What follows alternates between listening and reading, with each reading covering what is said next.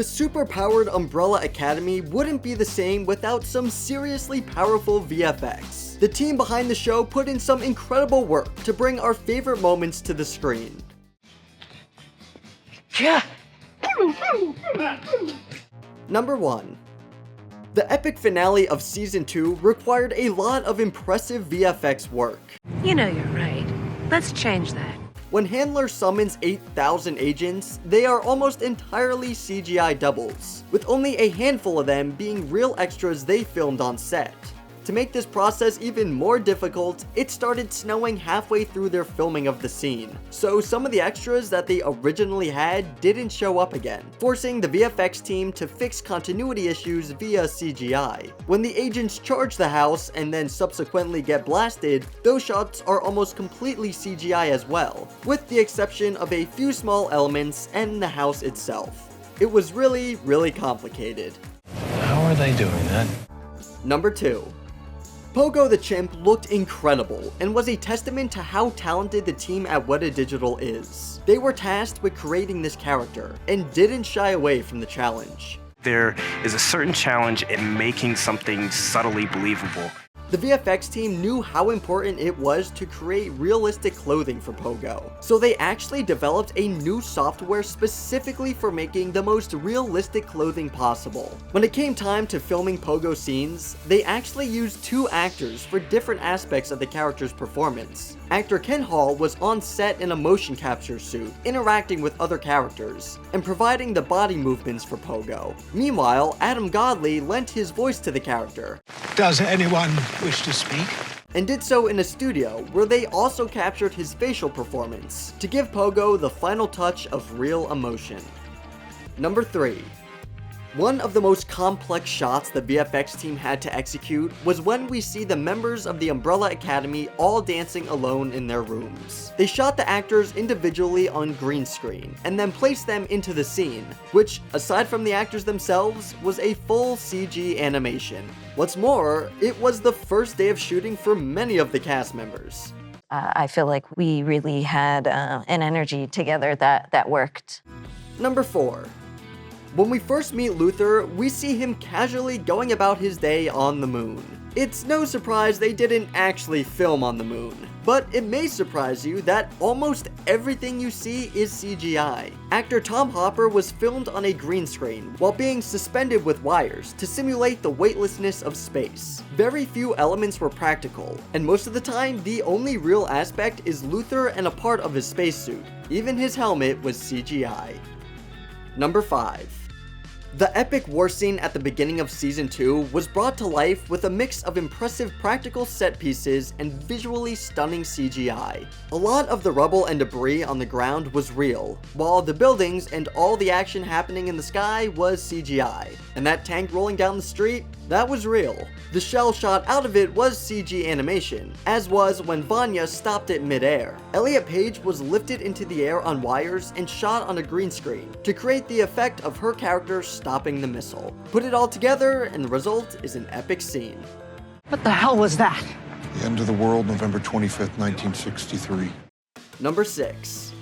When you have a character that has a humanoid body with a fishbowl head that contains a real-life goldfish, you have to get creative in bringing said character to life. When filming, they had an actor wearing the suit and bottom collar piece of the bowl we see in the show, with his head later being replaced with a CGI fishbowl. They did have a fishbowl head on set for reference, but it was only on a stick, and didn't contain any water or fish. Weta Digital, the studio behind the fish effects, bought real goldfish and kept them as pets. Weta Digital did a phenomenal job making it happen. Surely we can come to some form of agreement that benefits both parties. Number 7. When we see the Commission's inner workings, we are introduced to an infinite room of workers Be a part of something so grand. that shows the massive scale of the organization. In real life, the room is much less impressive. They shot the scene in a small room with only a few desk workers in front of a green screen. They expanded the size of the room with CGI, and added hundreds of more desk workers to achieve the scale they were going for. Who was the case manager handling me? Number 8. When Klaus summons his ghost friends, you can rest easy knowing they're not real ghosts, and are instead the work of CGI artists. In the Season 1 finale and at the beginning of Season 2, Ghost Ben is completely CGI, and when Ben is trying to get out of Klaus, actor Robert Sheehan was acting alongside no one, and had to do his best to pretend to be pushing a ghost back into his body. We hope you enjoyed that as much as we did. Number 9. All of the JFK scenes in Season 2 were almost completely CGI. In some of the wide city shots, the buildings, motorcade, and even the people are CGI.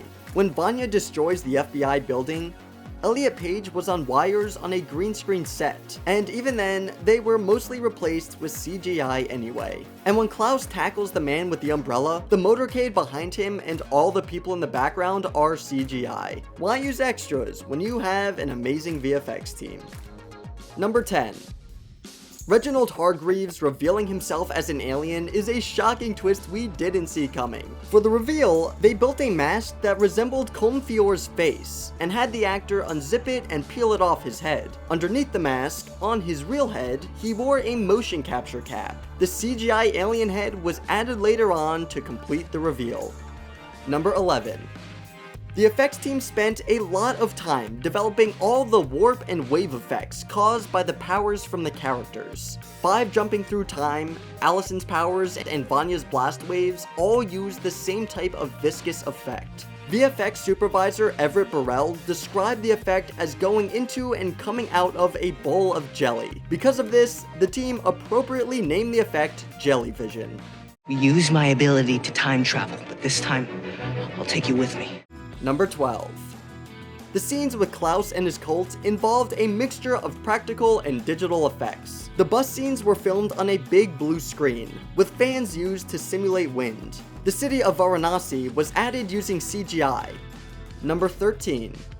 A lot of CGI was used during the White Violin final battle in Season 1. Vanya's transformation into the White Violin was accomplished using bright lights on set, which were enhanced with a CGI glow that was added in later. The theater was at times a real set, and other times they used a CGI version of it, like when the explosion comes through, which was also a CGI simulation.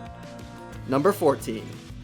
The epic shot was created with both practical and digital effects. They filmed it on a giant outdoor set that had a lot of real debris surrounding actor Aidan Gallagher. There was a small green screen behind Gallagher, and the rest of the environment was filled in digitally.